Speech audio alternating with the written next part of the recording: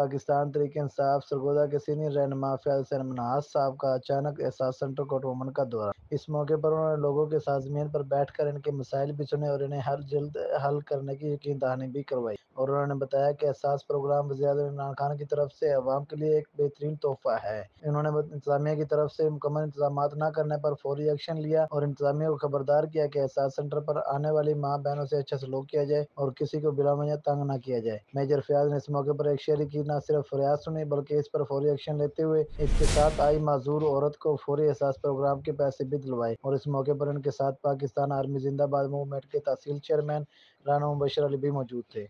Report Rana Mubashar Ali, Pak Asia news कोटभवन।